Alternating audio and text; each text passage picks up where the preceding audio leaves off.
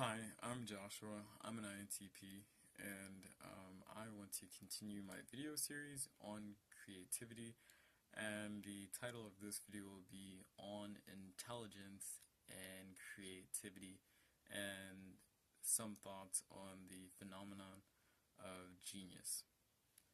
So, firstly, I would like to say that intelligence, as I understand it, and creativity are not the same things, and I say they're not the same things from a neuroscientific perspective.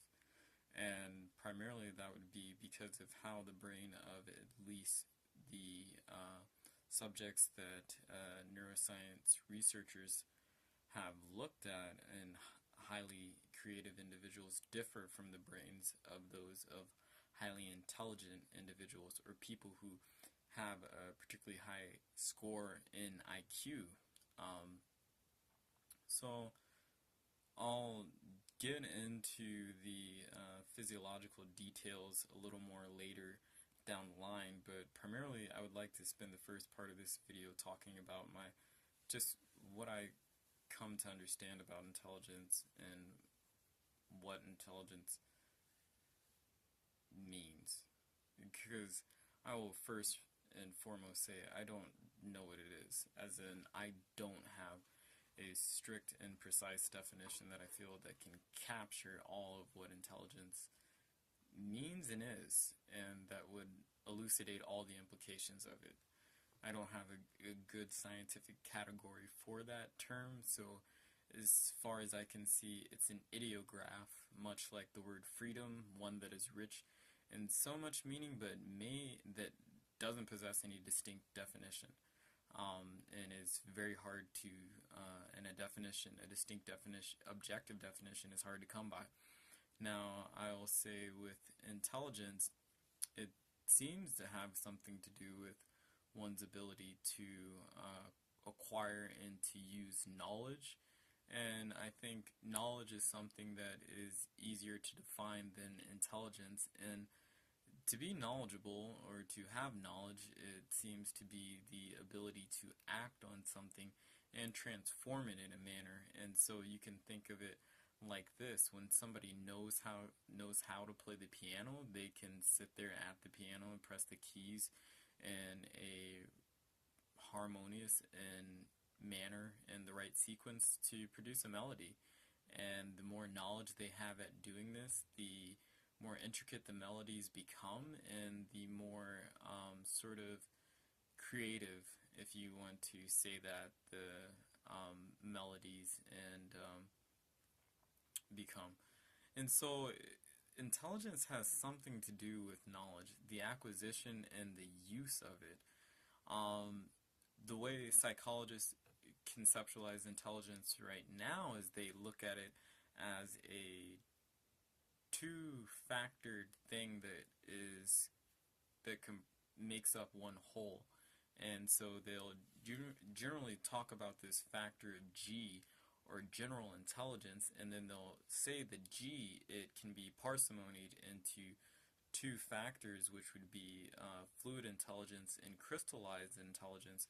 And they are what they sound like in the names. At least I think that the names are descriptive enough, but I will go into more details about what fluid and crystallized intelligence are. So far as they are defined, is fluid intelligence would be the cognitive machinery and the processing speed and the mental cognitive capacity and veracity in an individual. And crystallized intelligence would seem to be stored more in long-term memory and an individual's ability to amass information in a wide body of information over time. Fluid intelligence is associated with working memory, and it seems to be, at least in my own thoughts on it, the thing that's more prized in what people might mean per se when they say somebody is highly intelligent, the ability to pick up on things faster than other people, the ability to process things faster than other people. And it seems that crystallized intelligence and expertise have some sort of relationship and role with one another, but fluid intelligence and expertise, their role with one another isn't so apparent and just made known, at least just in my thoughts. So if anybody has anything else to say, I'd be more than glad to hear it. But it seems that fluid intelligence is, out of the two of crystallized and fluid intelligence, it seems to be the factor that we mean most when we talk about somebody being smart or just intelligent, that they're able to pick up things quickly at an alarming rate, and they're able to understand and know things that aren't readily apparent to other people. And just what has also been shown through the research is that you can say and think what you want about this model of intelligence and IQ. It's to say that IQ is not a fixed measure. It's not something that you take once and then the score can't be increased. But I don't know the value of an IQ test after the first, if an IQ test has any value to it after your first battery with it. I think that, does intelligence change over time? Research shows that it does. It shows that crystallized intelligence is plastic, at least when we're talking about the brain's ability to be plastic, and it shows that fluid intelligence has a plasticity to it, because fluid intelligence is related to working memory, and it seems that working memory can be improved in individuals, and working memory is short-term memory, is, if that's a better way of saying it for you to conceptualize, but it seems that that can be improved over time, but to a limited extent. And so this is the downside of intelligence, that fluid and crystallized intelligence seems to be something that you can improve over time, over your lifetime, but fluid intelligence seems to be something that is going to become static and stop its growth and stop its improvement and be in downgrade and sort of have this asymptotic, horizontal asymptotic leaning and meaning out at the ages of 40. So you climb a height, then you descend, then you stay at a constant for the remainder of your life. So far as just the research and as what I've read shows. So that's what researchers have shown, or at least propose intelligence is. And as that relates to another model, is what I would like to now bring forth, is that Howard Gardner, it's fairly popularly purported, because he did, and it's true that he said that he wrote this book and paper on multiple intelligence. But then, so the problem I have with multiple intelligence is that multiple intelligence seemed to me to be no more than expertise. If you look at something that Gardner proposes, like logical or mathematical intelligence, well, it seems to me that those things can be taught, and then if you're going to say somebody has an exceptional ability at this, then it would seem to imply that there's general intelligence underpinning it that makes their ability to do this thing more exceptional than another person. It doesn't seem to me to be necessarily rested within the ability itself. I don't see how having musical ability makes you intelligent, because you learn that. I mean, nobody is born knowing how to play a cello. It's the same thing with mathematics. Nobody's born with mathematical ability. Do we have computational intuitions and certain concepts we can grasp at an early age so that we're better served in a certain temperament, so that we're better in interest and predilections, so that we're better served at performing mathematical computations and doing things such as algebra or calculus, certainly. And do I notice that I have a stronger disposition in being a mathematical and scientific thinker? Yes, but I would ascribe that to myself as a sort of general intelligence. And then somebody's ability to use words, I don't see there again. If you're saying that their ability to use words is a description of their intelligence, I would say that the ability to use words and the ability to manipulate the words and structure them in a certain way is a knowledge of syntax and grammar. And again, that's not something anybody's born with. And if you're saying that this individual's ability to do it exceptionally well, or this individual's ability to pick it up exceptionally fast, I don't see how that differs from the general intelligence that's been previously proposed by psychologists, and I don't see how that's different from expertise either. And it's not to detract from Dr. Gardner's work. It's just that he's not a psychologist. He's an educational professional. He's not a neuroscientist. He's not a cognitive scientist.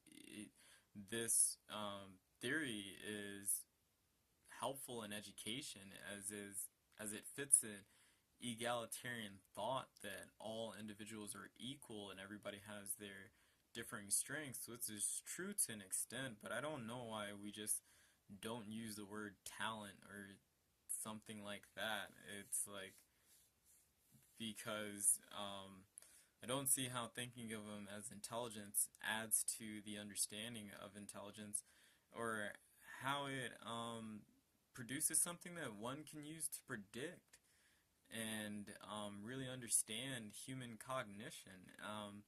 Because nothing, and I'm not trying to detract from his work, but nothing in the research of neuroscience and cognitive science supports what he's saying. What it supports are the reports of expertise and plasticity and the changing of the brain over time given practice and certain stimuli, and that when somebody shows an exceptional ability, that they have regions in the brain that are highly developed that correspond with that given trait or that skill, and that seems to be something that is partly innate, and it seems to be majorly or majorly a result of hours of practice. So it's to say that intelligence in its role in creativity is, I think, a factor, but I would say it's a factor in the initial throngs of things. And I want to now here talk about the relationship between intelligence and expertise, because it seems to me that, okay, you have somebody who's highly intelligent, and I think that intelligence stands for some sort of ceiling, some sort of upper limit to ability, and you can parsimony that in several ways, but I think that intelligence really is the maximum or absolute cognitive capacity an individual has. I can't empirically back that up. It's just an intuitive notion that I have, and I'm just using it to wade through the waters of the vast stores of information and theories that are out there about intelligence. And it seems that with that, and looking at expertise, it seems that intelligence is something that's necessary to get you in the game, but it's not something that determines the final outcome. is the best way I can present it to an audience. You need to have a requisite amount of intelligence to do or to enter certain domains of knowledge. To be able to participate in a field, you have to be able to understand at least the basis from where you need to start in order to improve yourself. There are people that once they go down a certain peg in IQ, that their ability to do computational analysis is poor, near impossible, and I don't see that as something that is necessarily negative, and I think that the discussion amongst intelligence and the distrust of IQs is one because IQ tests can be improved over time with necessary exposure, but then I don't see how that's different than having expertise at taking IQ tests. I just think that there then becomes another display of crystallized intelligence and not a true measure of fluid intelligence. I think that novelty and your ability to respond to it is a sign of fluid intelligence, but I don't see how taking an IQ test over and over again and improving your score on that test, or even tests that are similar like it, is giving you a new basis for intelligence, because I don't see that if you went and took and sat in a violin class, never taken a violin, how sitting there and repeating an IQ test 10 times and improving your score by 10 or 12 deviations is going to help you play the violin any better or pick it up any quicker. And in Anders Ericsson's work, he shows that savants, it seems that they put in the same amount of time of practice as anybody else, but they just do it more intensely and at a faster clip. And I don't really know then what intelligence certainly is, but I do know that all the discussion about multiple intelligence and our problem with IQ tests stem from the anxiety of differences in people, and that there may be cognitive differences in people, and that those differences may be irreversible and irreconcilable. And I believe that that is the case, that there are people that are smarter than other people. I don't know why we won't admit this, or just why education seems to not be ready to admit this, but children don't have the same potential. They just don't. I don't, I don't mean to say that kids shouldn't get equal opportunity, but I don't think that they're going to manifest their potential in the same manners. And does that come down to individual motivation? To some extent, yes, but then is that also a display of intelligence? To some extent, yes, because IQ can predict academic performance, but then also a trait called conscientiousness in the Big Five model is a better predictor of academic performance than anything else, because you can have somebody who's highly intelligent but is not very conscientious, and they don't get a damn thing done.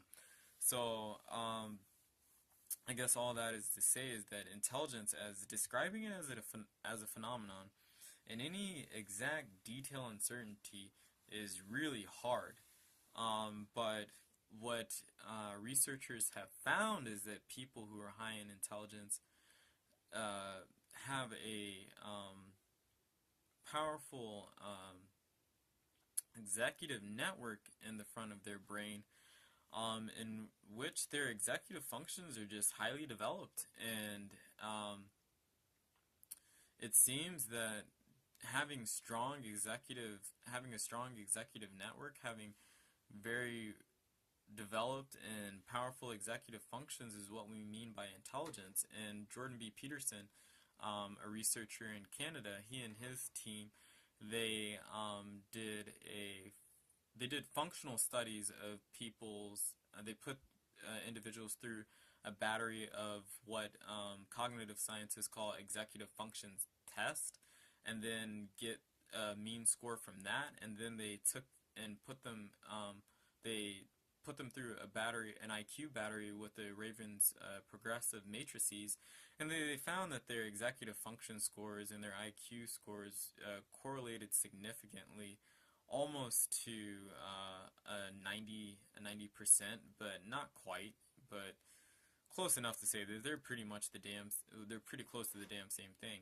So it seems that when you're talking about somebody who's highly intelligent, they have the ability to have this foresight and impulse control and demonstrative thinking patterns, and that to me doesn't really help me define intelligence anymore, because I don't think it's merely contained within IQ. I do think that IQ is powerful in predicting certain factors of life expectancy. It's frightening in what it can do there, and quality of life insofar as careers, PhDs earned, and different things of that nature. And intelligence, why psychologists hold on to it, people want to say because they want to discriminate, and they use racial prejudicial motives to say why IQ tests exist, but that just doesn't seem to be the case, at least from my research, and just from my lay experience. Some people are smarter than other people. It doesn't seem to be something that comes down to personality per se, but it seems to be something that's independent of personality and something that is apparent in reality. So, how does that relate to creativity, I suppose, is what somebody's wondering at this point in time. And it's to say that when I look at creativity, or I conceptualize creativity, I call it a emotional motivational state, and that means that it's a process, it's a cluster of characteristics that come together to present, or to, I would say present, or that a sort of impression arises out of, or an event emerges from. It's like you have these standards and you have these factors, and from these standards and these factors coming together, this phenomenon we call creativity emerges from their interplay and their connection with one another. And I believe intelligence is wholeheartedly a part of that orchestra, or that symphony of processes and characteristics coming together. I would say that it's most apparent in genius, or what people call genius. And I've said this before in another video. I don't know what the hell that is. I don't know what that means. I just know it's a descriptive model. It's a descriptive tool that people use to communicate somebody who shows exceptional creative ability and high intellectual ability. I spoke in another video about low latent inhibition on being childlike, and it seems that people who have low latent inhibition and who have low levels of intelligence are insane. But people who have high levels of intelligence and low latent inhibition, we call them creative geniuses. And I would say there that intelligence role seems to be a mediator between what would be schizotypal and low latent inhibitor. Oh, good lord, I'm butchering this word. It seems to be a constraint and an inhibitor to what would be schizotypal mapping of the brain, and what low latent inhibition maps the brain out to be. It's like these phenomena that the person experiences internally are kept at bay in such a way that they don't drive the individual to insanity. And that's quite peculiar, and it's something that was demonstrated in research at Harvard and at Princeton, when they were looking at individuals in science departments who were labeled creative producers.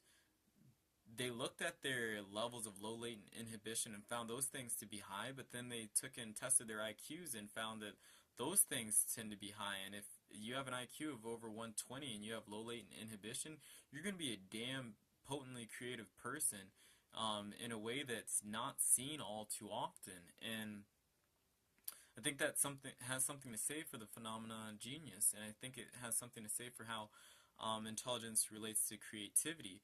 What intelligence is, I don't know. I don't. I think I know what it's not. I don't. It's not skill. It's not expertise per se. Does it weigh into the acquisition of skill and expertise, and does it weigh into how it's expressed? Most certainly. But I don't believe it to be the thing in of itself.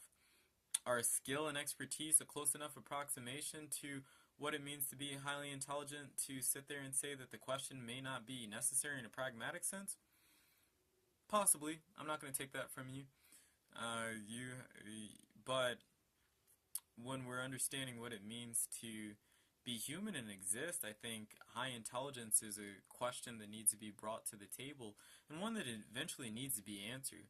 I think that it possibly is an ideograph, but I know when I'm looking at the research of people who are gifted, or that researchers propose are gifted individuals, that they have a completely different framework and perception of the world that differ in general and extreme ways that are not contained in personality but seem to affect personality. And what I'm talking about specifically here are overexcitabilities, just peculiarities that just arise in these individuals and give them an existence that differs just from other people. And it seems as if you can't get these asynchronistic developments to be parsimonied from high intelligence. And I don't know necessarily what that means, and I suppose what I'm presenting in this video, that this asynchronous development, this high intelligence, this cognitive trait, it is necessary in high levels of creativity.